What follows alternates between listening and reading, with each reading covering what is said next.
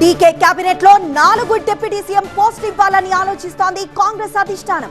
OBC, Lingayat, ముస్లిం, దళిత కోటాలో వాటిని భర్తీ చేయాలనుకుంటోంది. ఓబీసీ కోటాలో సిద్ధరామయ్య కుమారుడు యతీంద్రకు మాత్రమే డిప్యూటీ సీఎం ఇస్తే అసంతృప్తి చెలరేగే అవకాశం ఉందన్న అంచనాతో 4 డిప్యూటీ సీఎం పోస్టులపై ఆలోచన చేస్తోంది. దాంతో డిప్యూటీ సీఎం పదవుల కోసం ఇప్పటికే లాబింగ్ చేసుకుంటున్నారు నేతలు.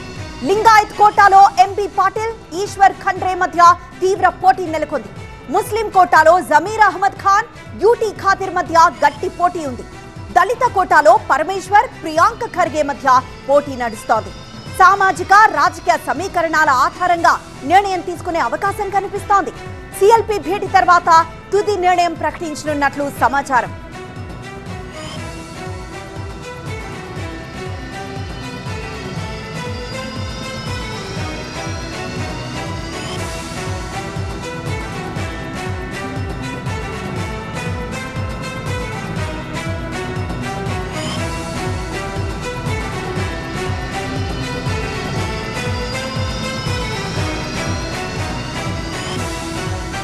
డీకే కేబినెట్ లో 4 డిప్యూటీ సీఎం దక్కనుంది.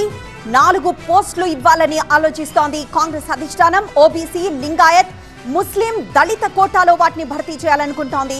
ఓబీసీ కోటాలో సిద్ధరామయ్య కుమారుడు యతీంద్రకు మాత్రమే డిప్యూటీ సీఎం ఇస్తే అసంతృప్తి చెలరేగే అవకాశం ఉందన్న అంచనాతో 4 డిప్యూటీ సీఎం పోస్టులపై ఆలోచన చేస్తోంది. దాంతో డిప్యూటీ సీఎం పదవుల కోసం ఇప్పటికే లాబింగ్ చేసుకుంటున్నారు నేతలు. లింగాయత్ కోటాలో ఎంపీ పాటిల్, ఈశ్వర్ ఖండ్రే మధ్య తీవ్ర పోటీ నెలకొంది.